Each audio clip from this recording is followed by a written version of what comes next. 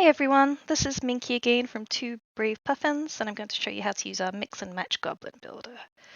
So each of these are on a separate layer in the file that you've got, and so I'm just going to drag one head, one arms, a legs, and a body to the middle, and then decide what sort of accessory they're going to have. So I think I'm going to start with, let's see. I think I'm going to hold Alt as I drag. It's not necessary, but what it does is it duplicates this, so it's still there as an option. Yeah, let's use that. And I think that is a pretty good angle to hold a book. So I'm going to drag the book on.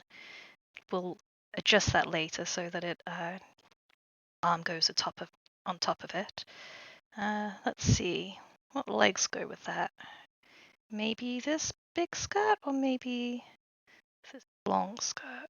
Yeah, I think maybe this one.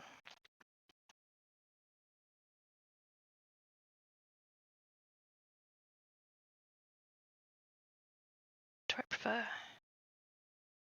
No, I think I like this one better.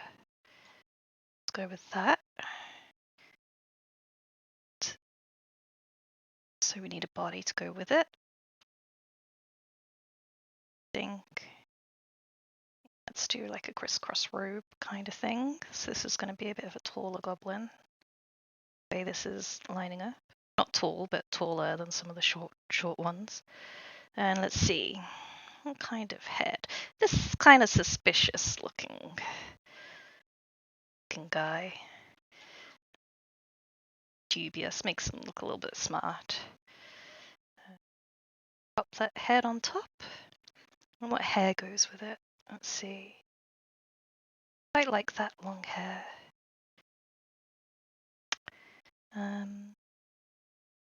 Other options are there. I don't think I want the pigtails. Oh, that does look pretty cute, but I don't think that's what I'm going for today. You could have this scraggly hair. Oops, that goes quite well actually, I think. Let's see. Yeah, I think I'm happy with that. Oh, and she also needs a staff, and I haven't used this staff before, so I'm going to use this one. So now that we've got all of that together, I'm going to select her and then drag into this file, and there we go, she's separate. So with this file, I can just bring up my history and go back to how it was at the start, and then everything's ready for the next one. With this one, I can zoom in and, let's see, neaten it up a little bit. So hair, slightly too big for her head.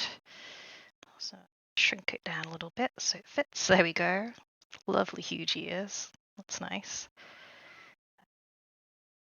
Quite like how it's together. It's pretty nice. And so I'm going to first of all, I'm going to put a mask on this layer on the staff, and then I'm going to select the arm, control click it, and then go to my mask, use a black on a solid brush, and I'm just going to paint out where the hand comes around, mask it out, and then it looks like she's holding that, so that works well. Let's see, we're going to have to do something similar with this book. What I'll do is I'll just turn the opacity down a little bit so you can see how I want it. Thinking maybe I'll make it a little bit smaller and tilt it this way, and then it will line up with the hand just a little bit more. Yeah, like that. That looks good to me. And put the opacity back up. Add a mask. Use my black brush again. And let's see, we want the arms again. So select the arm. And I think I just want all of this, so yeah, there we go. We've used, where we've selected it, it's made a selection, so when I use my black brush, I can only go on inside that selection, which is where we want, and now I can deselect, and there we go, that's lined up pretty well. And yep, the body and the legs look in the right place to me, so I think they look pretty cool.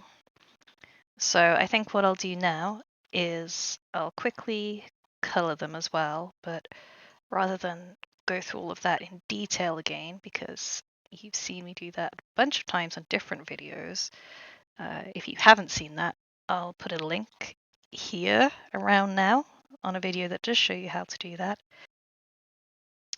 Okay, and what I'm going to do to start with is to merge all of these layers, which are the body, and not merge in these ones so that I can use the weapons separately. So if I decide to switch them out or change them or want different color versions of the weapons separately to the goblin herself, I can do that easily. So let's get started on this.